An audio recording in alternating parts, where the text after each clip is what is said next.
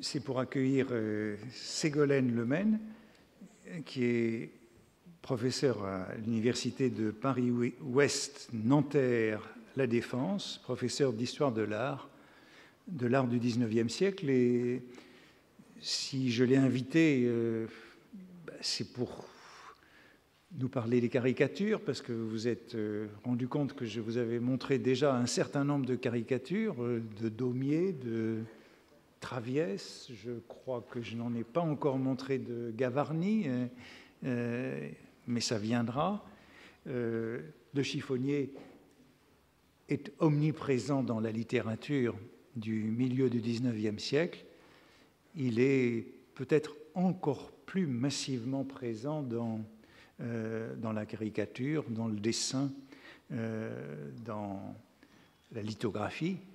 Et on en a eu déjà quelques exemples. Je suis content que vous ayez choisi celui-là parce que c'est celui que j'ai montré au premier cours comme symbole du cours, parce qu'à mon avis, il est le plus charmant de tous les chiffonniers de Daumier. Celui-ci, le plus simplifié, le plus symbolique, avec cette borne, son croc, sa hotte et le petit tas d'ordures au pied de la borne. Donc, vous êtes spécialiste d'un certain nombre de peintres du XIXe siècle. Vous avez fait un certain nombre d'expositions qui ont eu trait déjà à cette figure du chiffonnier et des autres petits métiers parisiens, notamment à Orsay, il y a quelques années, une très belle exposition avec Luce Abélès. Et c'est donc naturellement de la caricature du chiffonnier que vous allez nous parler sous le titre Daumier, Gavarni et les autres. Merci beaucoup de m'avoir invité à participer à ce cours que j'ai entendu et qui me semble vraiment tout à fait passionnant parce que par les liens notamment qu'il tisse continuellement entre le texte et l'image et la littérature et les arts, et par la réflexion qu'il a déjà commencé à introduire autour de Daumier et des autres, enfin du milieu dont il a fait partie. Je vais donc, à votre demande, parler des caricatures du chiffonnier. J'ai choisi comme titre, par clin d'œil au titre de votre cours, Daumier, Gavarni et les autres. Et en effet, comme vous l'avez rappelé, il y a de longues années, j'avais pu préparer avec Luce Abélès, et je voudrais saluer sa mémoire, en effet, une exposition dans laquelle nous avions introduit une petite section sur le chiffonnier au musée d'Orsay. C'était une exposition sur les Français peints par eux-mêmes. Et j'ai un petit peu chiffonné moi-même à partir de ma réflexion et des notes que j'avais pu prendre en les complétant, bien évidemment, pour préparer le séminaire d'aujourd'hui. Vous avez expliqué que la thématique du chiffonnier s'était développée en un réseau de textes, d'images et souvent de supports, de papier, associant le texte et l'image tout au long du XIXe siècle. Et en effet, cette figure du chiffonnier est apparue comme une figure qui me semble en effet tout à fait intéressante aussi pour l'histoire de l'art, en y réfléchissant, non seulement parce qu'elle atteint assez rapidement une dimension allégorique, notamment dans la peinture de Manet, mais également parce que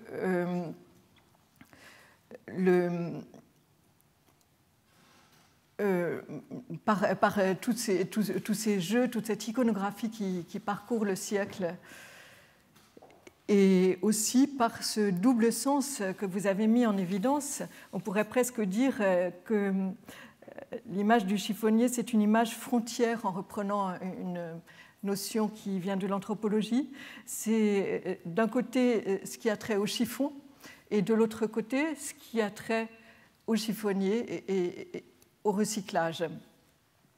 Donc d'un côté les bas-fonds de la société, de l'autre côté, au moins du côté des représentations, et de l'autre côté la parisienne, la mode. C'est cette rencontre que finalement les deux noms de Daumier et Gavarni vont signifier. Au cours de cet exposé, je vais essayer de développer justement dans une première partie toute une réflexion autour du monde du papier et de la chiffonnerie comme expression du monde du papier, de ce matériau qui devient très très important dans le premier 19e siècle, qui se multiplie, qui donne lieu à toutes sortes de nouveaux supports d'édition, associant texte et images.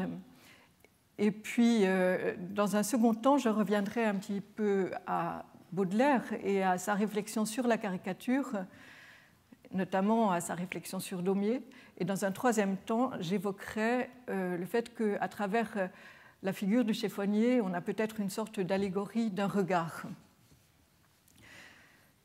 Donc, je commencerai en évoquant cette question, d'abord en rappelant que la notion de caricature, puisqu'on me demande de parler de caricature, est liée dès l'origine à l'invention d'une part du portrait-charge dans le milieu des Carraches à Rome au XVIIe siècle, et d'autre part à la mise en évidence de séries d'estampes qui sont consacrées aux cris de la ville.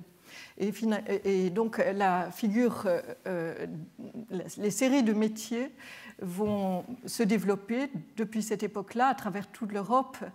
J'en ai pris un exemple de l'époque révolutionnaire dans les fonds du Louvre.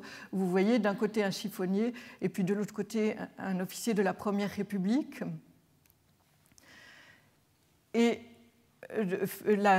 si l'on cherche du côté du chiffon de mode, en quelque sorte, il y a une figure qui intervient dans cette galerie de portraits, de types, de petits métiers. C'est la figure de la bouquetière qui apparaît dès le XVIIIe siècle. J'ai cherché un exemple qui a été repris par Ernest Mindron dans son ouvrage essentiel, c'est un classique de l'histoire de l'affichomanie, Les affiches illustrées en 1886. Il l'introduit évidemment dans le développement qu'il consacre à la problématique de l'affichage. Et nous avons ici une sorte de convergence de nombreux thèmes qui ont déjà été évoqués. Bien sûr, la borne, le pavage de la rue, l'espace de la rue et l'espace urbain de la rue qui est tapissé d'affiches, d'avis. Donc cette espèce de mosaïque d'images fait que l'univers des petits métiers, dans son versant féminin et gracieux, qui est celui de la bouquetière, ou dans son versant plus mélancolique et plus inquiétant parfois, qui est celui du chiffonnier, sont associés à tout un monde d'images. Qu'il s'agisse de la question de la série, puisque ça s'est développé sous la forme de séries, d'estampes,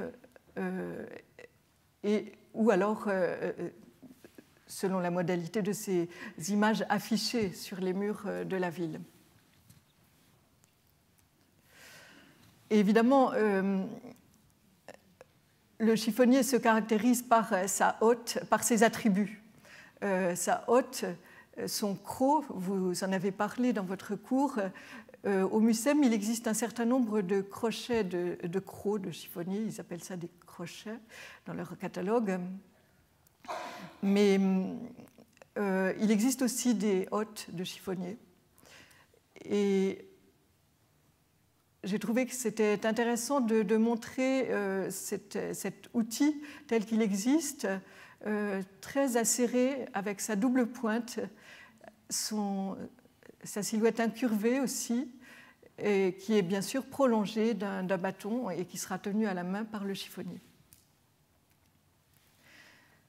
Alors j'en viens à ce qui constituera la première partie de ma présentation, la question du chiffonnier et du monde du papier, de cet univers du papier qui est un univers qui fait appel aussi bien au texte qu'à l'image, avec des continuels allers-retours de l'un à l'autre.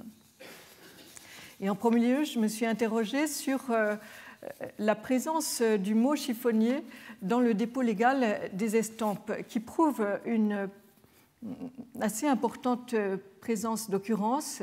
J'ai trouvé 42 occurrences depuis 1811 jusqu'à 1879. Et parmi ces occurrences, on trouve un certain nombre d'estampes bien connues, d'autres beaucoup moins, et parfois des estampes anonymes, d'autres qui sont publiées en province.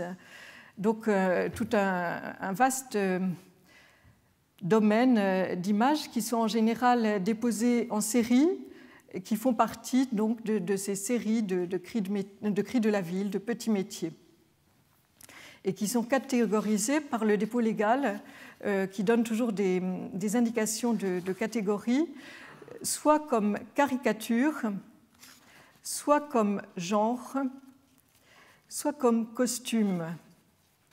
Il me semble que cette triple indication est intéressante. C'est-à-dire qu'on a beau avoir l'impression d'une évocation d'un univers de petits métiers, on glisse très vite du côté de la caricature, on est tout proche de la scène de genre, et on est bien sûr du côté des costumes devenant coutume. Alors j'ai simplement pris cet exemple parce que c'est amusant, c'est le seul cas où l'employé du dépôt légal s'est permis une description de vignette. Et il identifie, à mon avis, ce n'est pas du tout une chiffonnière d'ailleurs, mais la vignette de la physiologie de la femme, il l'identifie à une chiffonnière.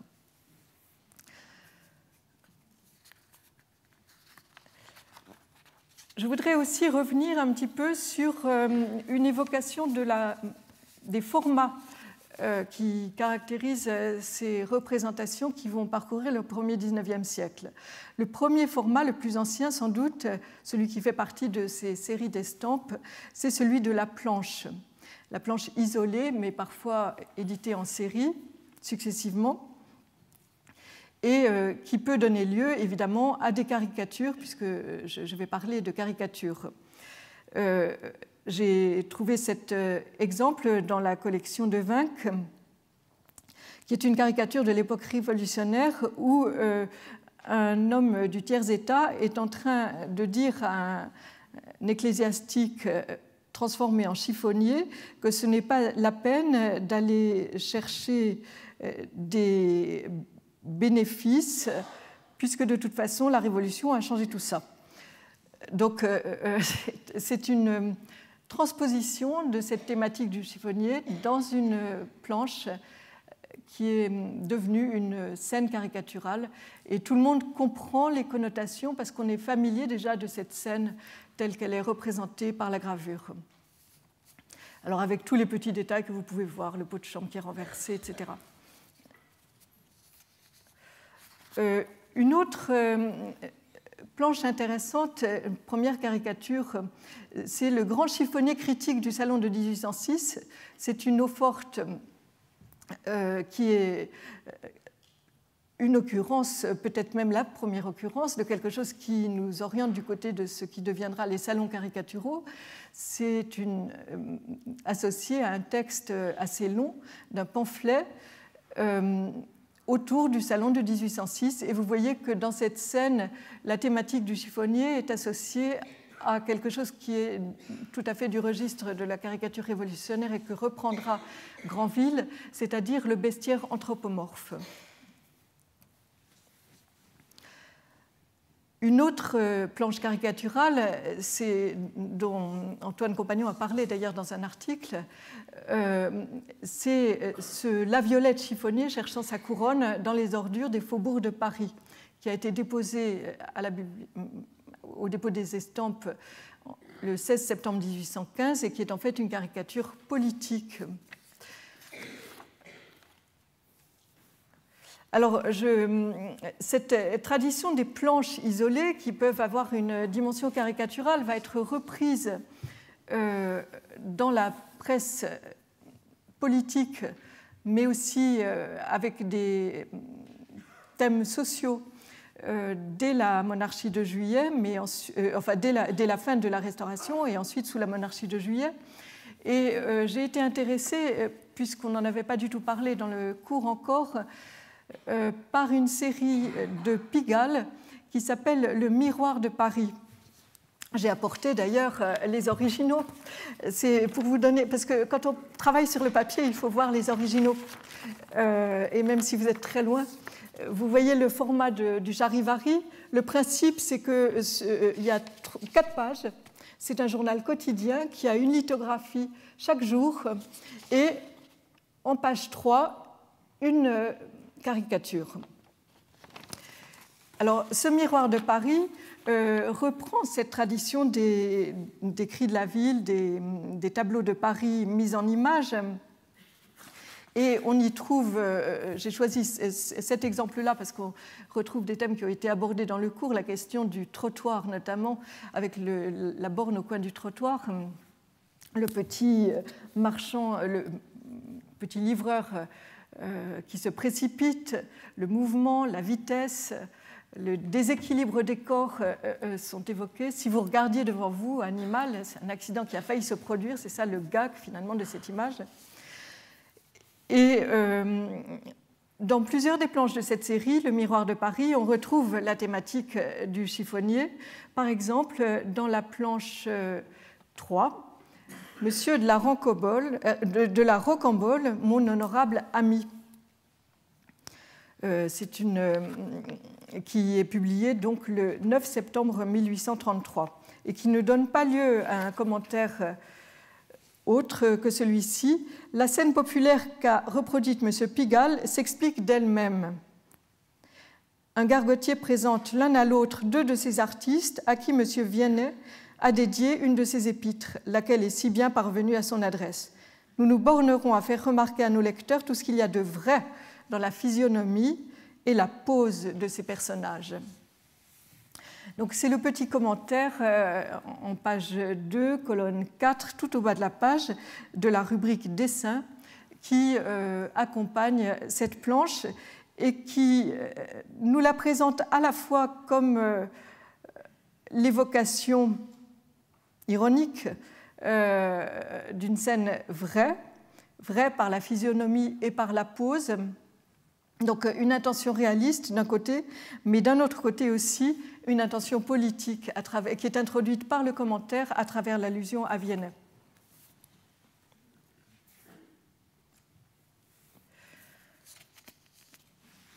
Dans la caricature, on retrouvera ce thème du chiffonnier et vous avez parlé à plusieurs reprises du rapport entre le chiffonnier et le roi.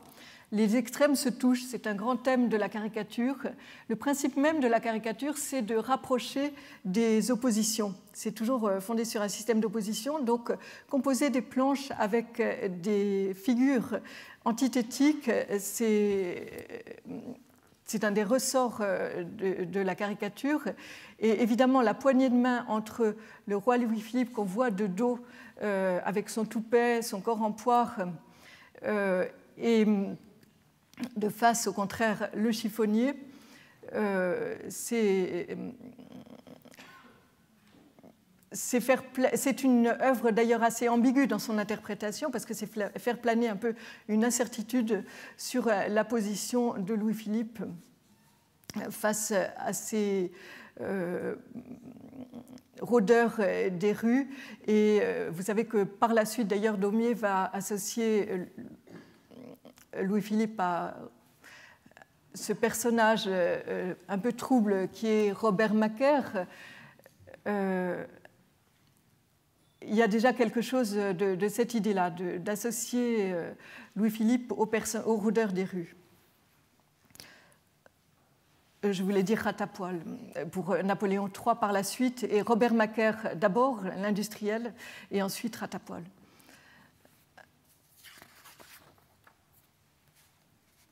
Une deuxième modalité après la planche caricaturale, c'est la vignette.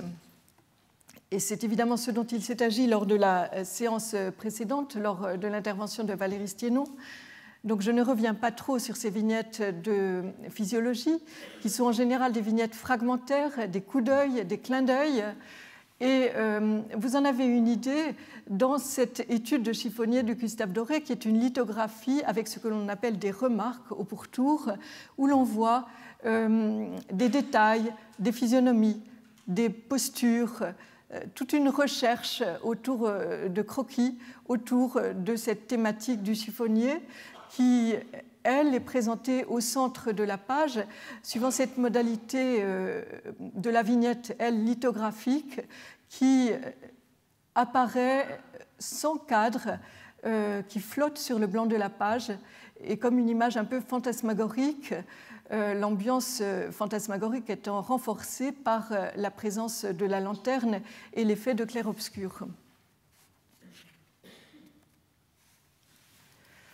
Cette vignette, c'est ce qui va caractériser l'édition illustrée romantique du début des années 1830, avec ce qu'on a appelé les vignettes de titre. Et dès ce livre très important qui s'appelle Paris ou le livre des 101, qui, à la suite du tableau de Paris de Mercier et de l'ermite de la Chaussée d'Antin de Étienne Jouy, va vraiment prendre le relais. C'est un livre collectif à plusieurs voix, à plusieurs mains, qui aborde véritablement un tableau de Paris par fragments et par une multitude de thèmes, en se situant délibérément dans la tradition du chiffonnier, du diable boiteux, de Mercier, qui sont énumérés d'ailleurs sur la liste qui apparaît au fond de la vignette. Et vous voyez que Diogène apparaît comme le roi de cette petite vignette qui a été dessinée par Henri Monnier. La vignette sert aussi aux journaux de caricature. Je vous ai parlé tout à l'heure de la caricature et du charivari. Je vous ai montré un exemplaire du charivari. Et dans le charivari, en tête de page, il y a toujours une vignette de titre. Cette vignette a d'ailleurs de façon intéressante un format oblong. C'est le format qui annonce cette métaphore du panoramique qui sera mise à profit par Walter Benjamin.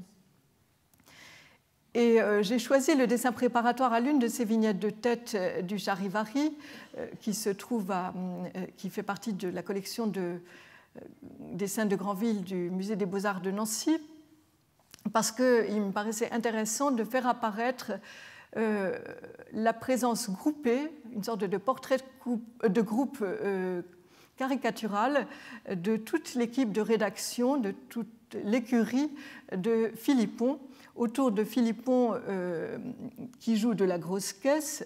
Et du côté gauche, vous voyez les dessinateurs, et du côté droit, les hommes de plume. Et donc, c'est l'équipe de rédaction qui est réunie.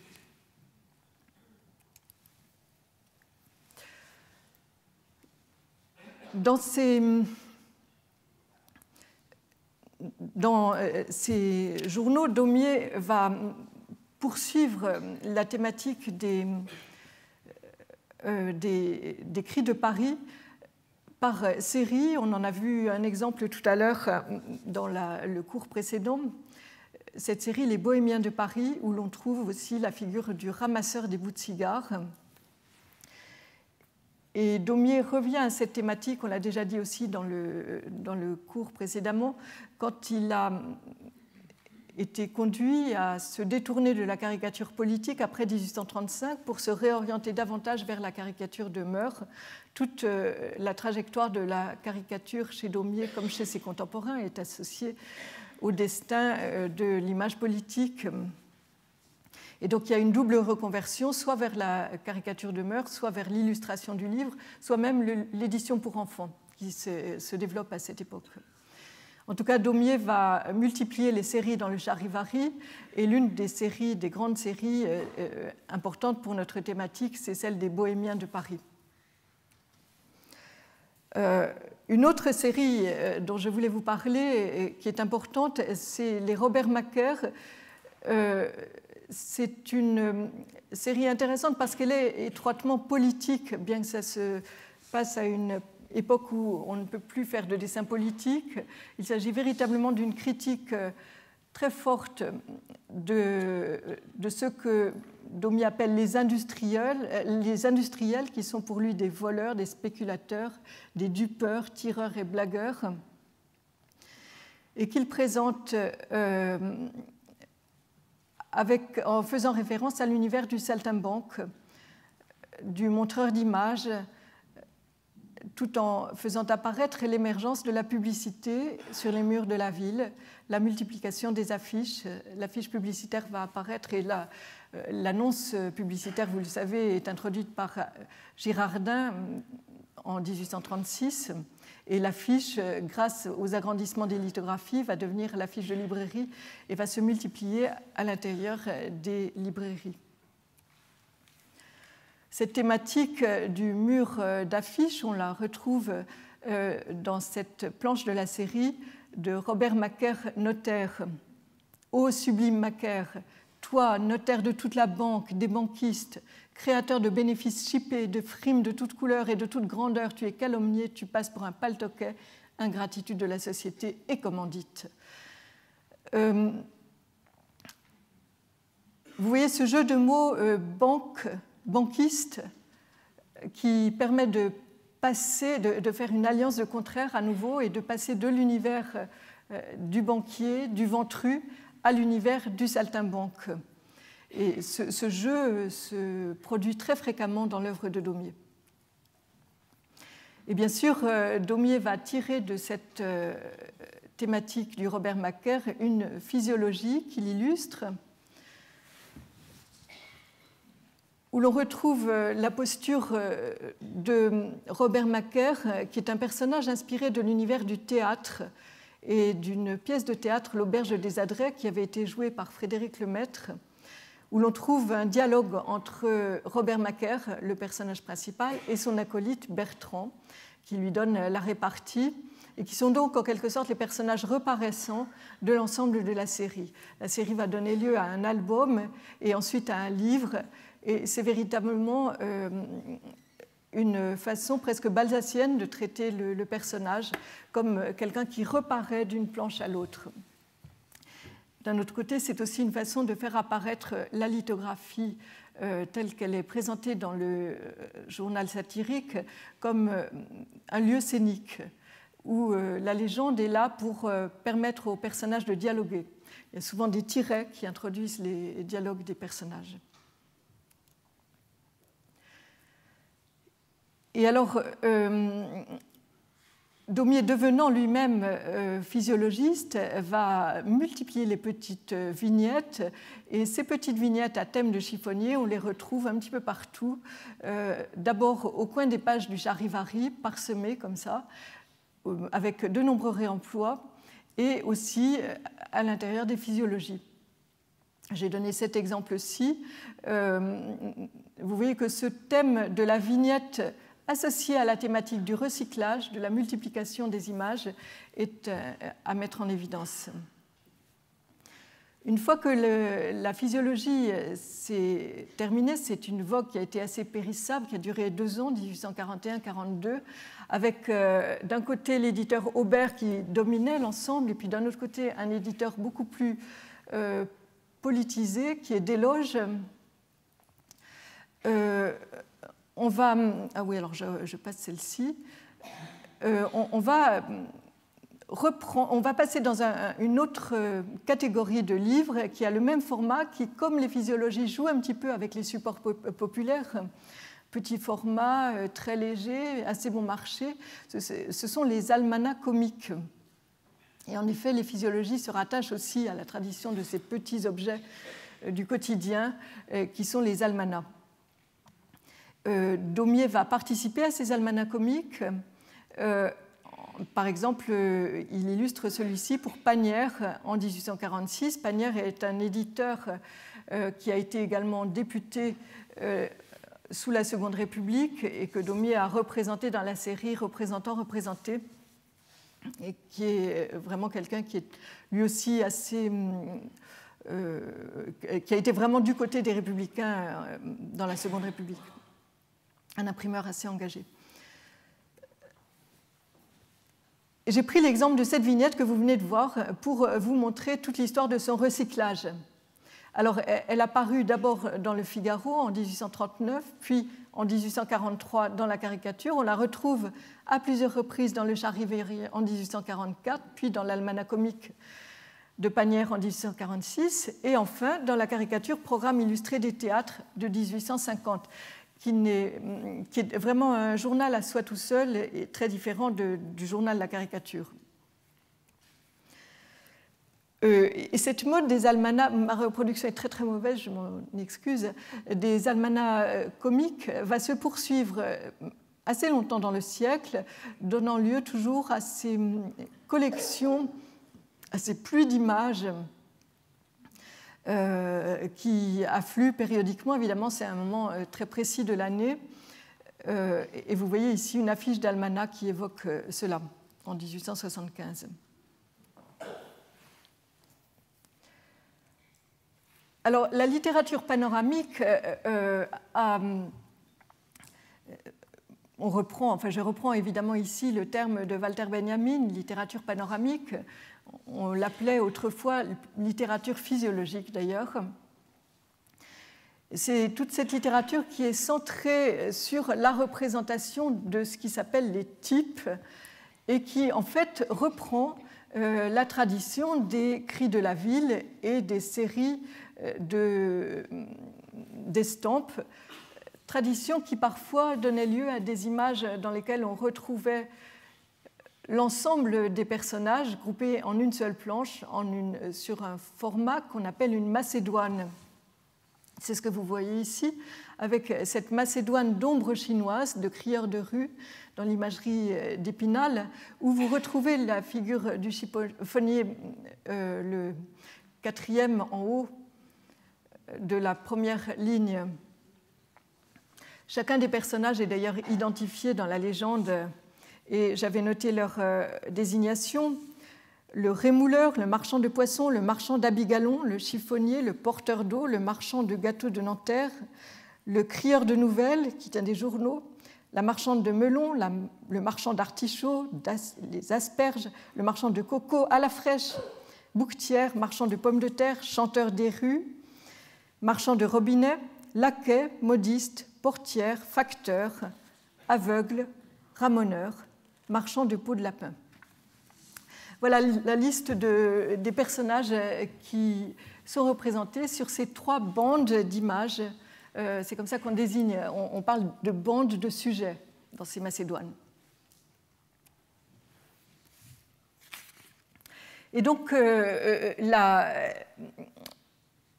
les livres qui vont être publiés pour les classes moyennes et même les classes aisées, ces beaux livres illustrés vont reprendre à leur profit cette tradition qui est apparue dès le XVIIIe, enfin qui remonte plus haut d'ailleurs, mais qui s'était beaucoup développée au XVIIIe siècle et qui avait été reprise également dans l'imagerie populaire, cette tradition des cris de la ville et des cris de Paris notamment.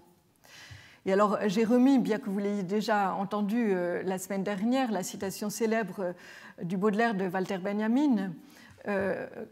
J'ai repris la traduction de l'édition que j'ai. Quand l'écrivain s'était rendu au marché, il regardait autour de lui comme dans un panorama. Et alors on énumère tous ces titres. Vous avez déjà vu le livre des 101. Vous voyez ici l'affiche pour la grande ville. Je vais vous parler des Français peints par eux-mêmes et du diable à Paris. Ces livres, nous dit Benjamin, sont faits d'une série d'esquisses dont le revêtement anecdotique correspond aux figures plastiques situées au premier plan des panoramas, tandis que la richesse de leur information joue, pour ainsi dire, le rôle de la vaste perspective qui se déploie à l'arrière-plan. Alors en fait, ces figures, elles sont isolées en silhouette et le rapprochement avec l'anecdote est intéressant parce que les annas sont un genre qui va être repris dans l'écriture de physiologie, où les textes des journalistes consistent essentiellement à proposer des classifications, une sorte de sémiologie des types, mais à les agencer avec une succession de petites anecdotes et si possible de petits faits vrais. Et vous voyez cet afflux de personnages. Alors évidemment, tout cela est lié à l'idée de la foule de Paris. Et vous pouvez remarquer aussi quelque chose sur quoi je reviendrai, c'est que le personnage principal, ce peintre qui en fait est devant un tableau sur lequel il y a du texte, ce peintre écrivain, c'est un diablotin. Et alors voilà, donc c'est une affiche qui se trouve au musée de la publicité que je vous ai montrée ici. Cette veine de la littérature physiologique a été extrêmement importante pour notamment l'édition illustrée de Balzac. Balzac s'en est beaucoup inspiré. Il a choisi lui-même la liste de ses illustrateurs et surtout dans le format du livre qu'il a voulu pour la Comédie humaine, où il réunit l'ensemble de ces textes qui, pour certains, avaient précédemment été publiés ou essayés, préécrits dans la presse. Donc il groupe tout cela en un seul immense livre et il adopte exactement la mise en page de ces personnages qu'on retrouve dans Les Français peints par eux-mêmes. Je vous ai montré un exemple d'un personnage de Balzac dans La Maison du chat qui pelote. Cette évocation de littérature panoramique, il me semble que Benjamin l'avait pensée non seulement par référence aux panoramas eux-mêmes, les panoramas étaient devenus rares, et même si à Berlin il avait pu voir un panorama, il y avait ce livre dépliant qui était le panorama de l'illustration, où l'on retrouvait justement ces vignettes en quelque sorte de la foule devant les monuments de Paris. C'est un livre qui se déploie sur plus d'1 mètre de long, qui a été publié en 1846 en reprenant une série de planches de l'illustration. Alors, cette formule d'édition va jouer continuellement par référence d'une édition à une autre. Et par exemple, les scènes de la vie privée et publique des animaux, vous le comprenez bien, le titre le dit, sont un jeu avec la comédie humaine de Balzac, mais aussi un jeu avec l'art de Granville, qui est le dessinateur des Métamorphoses du jour. Et vous retrouvez ici dans l'affiche le motif de l'affichage et du peintre afficheur, du peintre en lettres. Cette affiche que je viens de vous montrer jouait surtout avec les Français peints par eux-mêmes et avec l'affiche célèbre de Gavarni pour les Français et les Anglais peints par eux-mêmes, où il reprenait ce thème de l'afficheur qui était en général utilisé dans la tradition comme frontispice pour les cris de la ville au XVIIIe siècle. Donc on utilise cette représentation de l'afficheur pour montrer l'affichage du titre et en frontispice du livre ou en couverture des livraisons. Et cette image devient l'image emblématique du livre puisqu'elle est agrandie sous la forme d'une affiche. L'affiche de librairie va permettre vraiment de lancer la publicité du livre. Le livre paraît alors selon une modalité qui est intermédiaire entre la presse et le livre, selon la forme des livraisons qui sont hebdomadaires ou bi-hebdomadaires. Et il s'agit donc d'expliquer où on vend les livraisons. Donc c'est la fonction de ces affiches qui sont collées à l'intérieur des carreaux des librairies où l'on peut acheter ces livraisons. Et vous voyez ici une autre forme d'affiche où j'appellerais ça plutôt l'affiche spécimen, puisqu'on a collé au centre de l'image une des planches illustrant le livre. Donc c'est presque une affiche prospectus en quelque sorte. Les Français peints par eux-mêmes ont fait partie d'un ensemble vaste d'ouvrages, les Anglais peints par eux-mêmes, les Belges peints par eux-mêmes, qui a été ensuite décliné et repris en russe, en espagnol et même en mexicain, et qui donnera lieu à toutes sortes de variantes d'ouvrages publiés à travers l'Europe. L'éditeur était Kurmer, qui a été le principal éditeur de livres illustrés romantiques. Et il y a 8 volumes, plus un volume supplémentaire qui s'appelle Le Prisme, et qui est un volume plein de croquis. Vous voyez ici une vignette qui sert de tête de page à une table des matières où l'on voit une sorte de corbeille à papier où viennent se réunir les petits personnages réunis par l'éditeur et par l'illustrateur.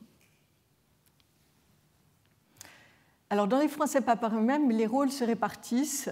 Les illustrateurs sont nombreux, mais Gavarni est vraiment l'illustrateur des jeunes femmes, de la femme du monde, de la grisette, de la lorette. Et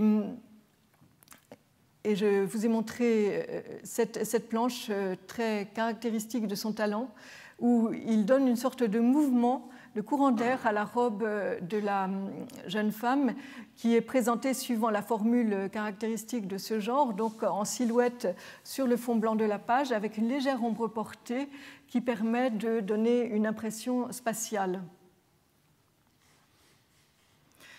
Les planches étaient parfois rehaussées et aquarellées, comme celles-ci. Elles étaient vendues à ce moment-là un peu plus chères, mais elles sont plus recherchées en noir actuellement. Enfin, la qualité des coloriages est très variable. En préface aux Français peints par eux-mêmes, Janin écrit ceci: « Ce que nos devanciers n'ont pas fait pour nous, nous le ferons pour nos petits-neveux. Nous nous montrerons à eux non seulement peints en buste, mais des pieds à la tête et aussi ridicules que nous pourrons nous faire. Dans cette lanterne magique où nous nous passons en revue les uns les autres, rien ne sera oublié, pas même d'allumer la lanterne. En un mot, rien ne manquera à cette œuvre complète qui a pour objet l'étude des mœurs contemporaines. » Donc la métaphore de la lanterne, devenue ici lanterne magique, est mise en évidence pour montrer cette volonté de présenter les types des mœurs contemporaines de la tête aux pieds, aussi ridicules qu'ils le sont. Et évidemment, c'est une référence à la fable de Florian, le singe qui a oublié d'allumer sa lanterne. Je vous ai présenté ici toute une série de ces types. Charlet est celui qui montre ici le petit écolier, qui fait un pied de nez. C'est lui qui fait les types les plus populaires et les enfants. À côté, vous avez l'homme de lettres de Granville, qui se couronne lui-même. Ensuite, vous avez Jean Ron, qui est également un peintre, et ça fait partie du volume de la province. Ensuite, la double page, c'est à nouveau Granville avec le Canardier, ce marchand des rues qui vend des journaux, un format très très populaire du journal, illustré de bois. Et Nerval a écrit lui aussi sur le Canardier.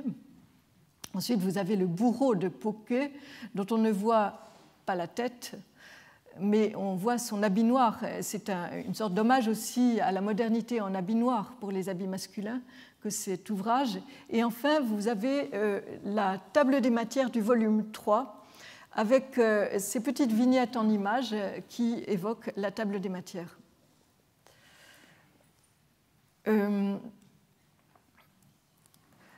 La physiognomonie de Lavater a été très importante pour l'inspiration de ces illustrateurs. Et Courbet, dans un enterrement à Ornans, a dressé une sorte de frise panoramique de tous les habitants de son village d'Ornans, suivant une modalité qui est très proche de la présentation des Français peints par eux-mêmes, et qui a été rapproché de la formule de Baudelaire « Nous portons tous le deuil de quelque enterrement ». Mais Courbet a aussi présenté, d'une façon qui annonce complètement la peinture de Manet, un portrait de Max Buchon en pied.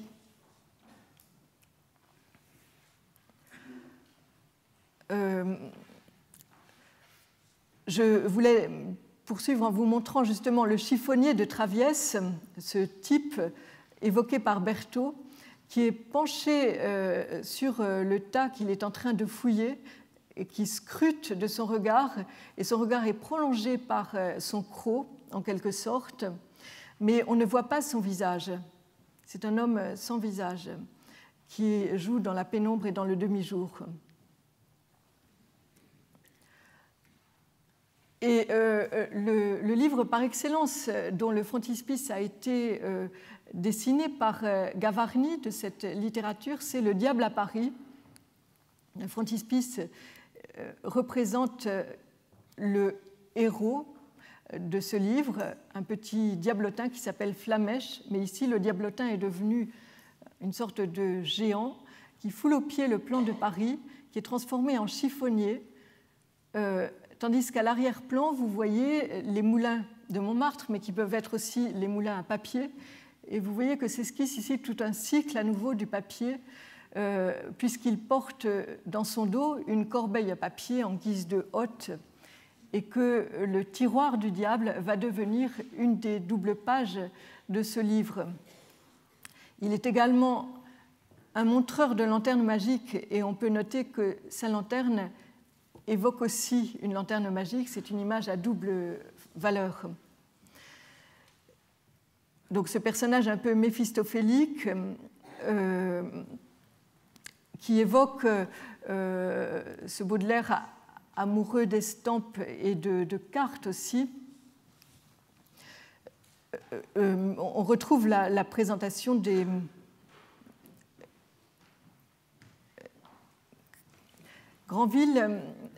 Gavarni faisait ici référence à sa propre œuvre et notamment à une planche dépliante qu'il avait publiée, La procession du diable, où il y avait toutes sortes de petits diablotins sous la forme d'une sorte de macédoine. J'ai parlé de cela tout à l'heure. Et dans ce livre, on trouvera le tiroir du diable avec des illustrations de Bertal en croquis, parmi lesquels on retrouve tous les petits métiers de Paris, et notamment le chiffonnier et la chiffonnière.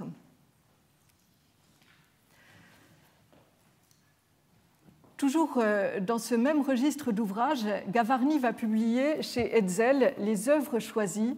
Et là, j'ai choisi de vous montrer le frontispice et la vignette de titre de ce livre, puisqu'il s'agit ici de deux identités artistiques.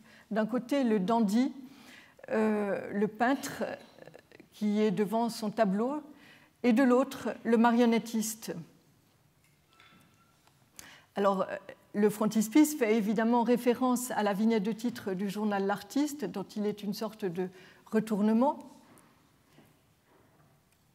Et la vignette de titre nous entraîne du côté des marionnettes mécanisées.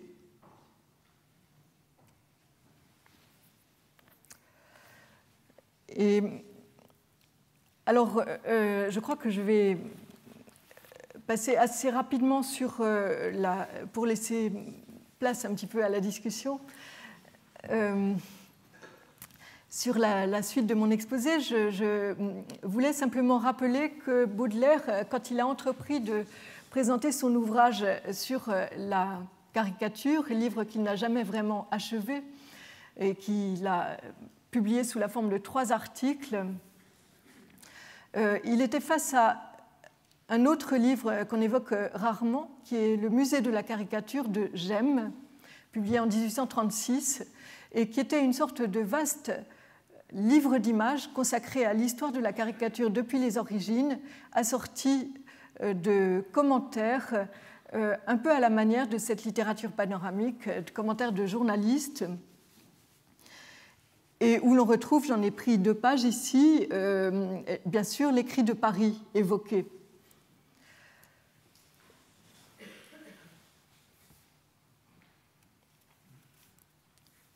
Et donc, Granville va, dans son... Pardon, excusez-moi, je voudrais lire quelque chose. Quand Daumier donc, a entrepris cet ouvrage, il écrit 3 articles et il parle de Daumier en disant « Daumier a éparpillé son talent en 1000 endroits différents ». Je pense que cette idée de l'éparpillement du talent en 1000 endroits différents convenait un petit peu à Baudelaire, qui lui-même, bien qu'il ait passé quasiment une vingtaine d'années à réfléchir à ce projet d'un livre qui était un livre à venir, il y a pensé à partir de 1846, il y était encore à y réfléchir en 1866 et il a écrit plusieurs articles successivement. Un premier dans Le Présent en 1857, de l'essence du rire et généralement du comique dans les arts plastiques, dans Le Portefeuille de 1855, et les autres, quelques caricaturistes français et quelques caricaturistes étrangers dans l'Artiste, sont repris dans l'Artiste en 1858. Et c'est simplement à titre posthume que ces trois articles vont être réunis, donnant une sorte de forme de livre à cet ensemble de textes qui sont très importants pour la réflexion évidemment de Baudelaire sur la caricature, pour sa réflexion peut-être, je crois, sur le poème en prose, et aussi pour l'histoire de la caricature tout simplement, puisque son projet va entrer assez rapidement en concurrence avec celui de Champfleury, qui lui va aboutir à partir de 1865, et puis d'autre part la traduction du livre de Thomas Wright, A History of Caricature and Grotesque in Literature and Art, qui est traduit en 1866. Donc Baudelaire va réfléchir à la notion de comique absolu qu'il oppose à la notion de comique significatif, c'est-à-dire circonstanciel. Et ensuite, il développe en parallèle deux articles sur la caricature. Conclure. Oui. Oui. Donc je vais... Voilà. Oui, alors je vais essayer de conclure en effet là-dessus pour dire simplement que dans ce texte, on voit une critique très personnelle de Baudelaire qui exprime ses haines et ses goûts. Il a la passion de Daumier et il est Charlet. Et nous dit-il, et c'est ça qui me servira peut-être de conclusion, c'est un homme très artificiel qui s'est mis à imiter les idées du temps. Il a décalqué l'opinion, il a découpé son intelligence sur la mode. Le public était vraiment son patron. Et je crois que cette formule, finalement, puisque j'abrège et que je vais terminer peut-être là-dessus, l'idée que... il y a l'émergence d'un public, et Baudelaire se pose constamment la question du public, notamment quand il réfléchit sur la photographie. Il déteste les artistes qui travaillent, dit-il, de chic, qui reproduisent toujours les mêmes mouvements, les mêmes gestes, qui sont dans la répétition mécanique. Il déteste aussi ces artistes qui ont le public pour patron, et qui donc sont dans un système de reproductibilité blâmable. En revanche, il me semble qu'avec cette réflexion autour du chiffonnier, il y a toute une réflexion qui est conduite, que je n'ai pas eu le temps vraiment de développer, autour du regard scrutateur du chiffonnier, du mur d'image, de l'agencement d'image, de la composition comme rassemblement de fragments, et une réflexion finalement sur le tissu du journal illustré, qui est cette réunion de textes et d'images.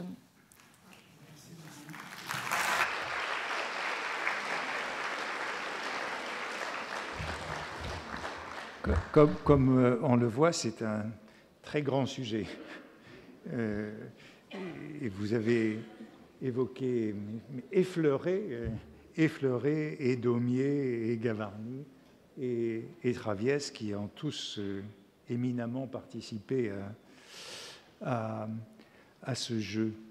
L'une des questions qui me reste, mais c'est aussi à ça que j'essaierai de consacrer le cours, c'est pourquoi est-ce que le chiffonnier s'est tellement détaché d'autres petits métiers? Parce que les autres petits métiers n'ont pas du tout la même importance symbolique ou allégorique. Vous alliez parler de l'allégorie. Pourquoi est-ce que le chiffonnier se prête beaucoup plus à l'allégorisation, à la symbolisation que tous les autres métiers décrits de Paris qui figurent dans ces diverses planches où on les a tous?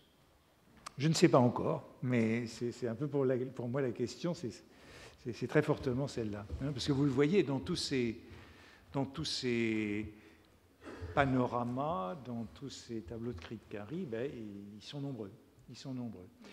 Mais seul le chiffonnier prend cette suréminence allégorique. Oui, et cette présence allégorique, oui. Moi je pense qu'effectivement c'est parce que le chiffonnier devient une... Parlez dans le micro. Pardon.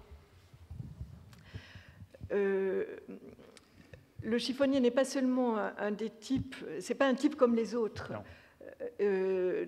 pas plus que le flâneur, c'est une sorte de contrepoint du flâneur c'est ce qu'explique d'ailleurs Walter Benjamin dans son analyse. Et je pense que le Diable à Paris dont j'ai parlé a joué beaucoup pour mettre en évidence l'importance emblématique et allégorique du chiffonnier.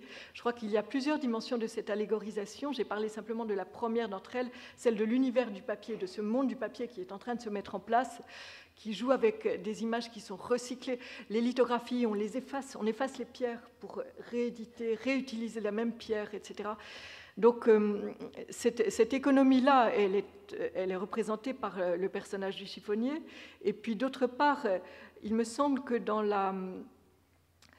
sa façon de regarder au sol, sa posture de personnage courbé, qui tient son croc, qui va fouiller dans ce tas au coin des rues, il y a effectivement une sorte d'allégorie de la prise de position de certains écrivains, mais aussi de certains artistes, au premier chef Daumier, qui a vraiment utilisé beaucoup la figure du chiffonnier, mais aussi Manet, dont je n'ai pas pu parler, mais pour lequel le chiffonnier a été un personnage important.